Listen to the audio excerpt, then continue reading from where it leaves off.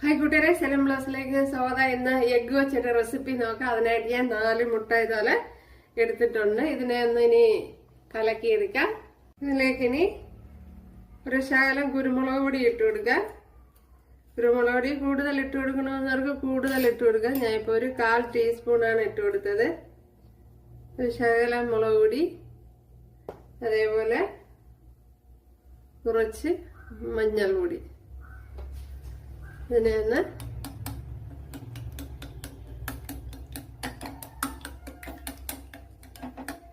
നല്ലപോലെ ഒന്ന് കലക്കിയെടുക്കുക. അതേപോലെ തന്നെ ഉപ്പൂടെ ചേർത്ത് കൊടുക്കാൻ, ആവശ്യത്തിനുള്ള ഉപ്പൂടെ ഇട്ട് കൊടുക്കുക. എന്നിട്ട് നല്ലതുപോലെ ഒന്ന് കലക്കിയെടുക്കണം. 1 ടീസ്പൂൺ നെയ്യ് ചേർത്ത് കൊടുക്കുക.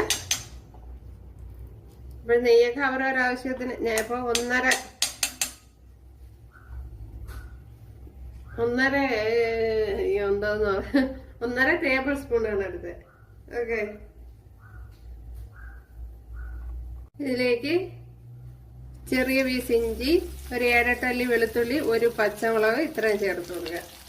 ഇത്രയും ചേർത്ത് കൊടുത്ത് നല്ലപോലെ ഒന്ന് മൂപ്പിച്ചെടുക്കണം. അതേപോലെ 5-6 വറ്റൽമുളക്, 2 വറ്റൽമുളക് കട്ട് ചെയ്തെടുക്കുകയാണ്. കുറച്ച് കറി ലീവ്സ് കൂടെ ചേർത്ത് കൊടുക്കുക.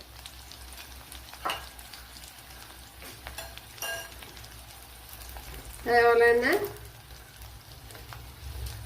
ഒരു 1/4 ടീസ്പൂൺ ജീരകവും കൂടെ, 1/4 ടീസ്പൂണാണ്, ചെറിയ ജീരകമാണ് ചേർത്ത് കൊടുക്കുക. ഇതിനെ നല്ലപോലെ ഒന്ന് മൂപ്പിച്ചെടുക്കണം.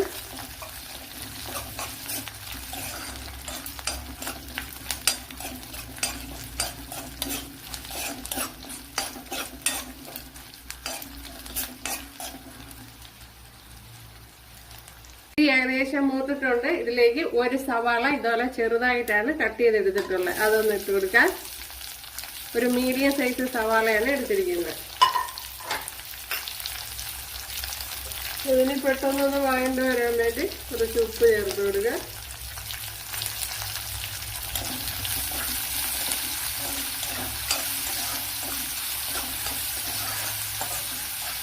ഇതൊന്ന് നല്ലതുപോലെ ഒന്ന് വഴറ്റിയെടുക്കണം സവാള.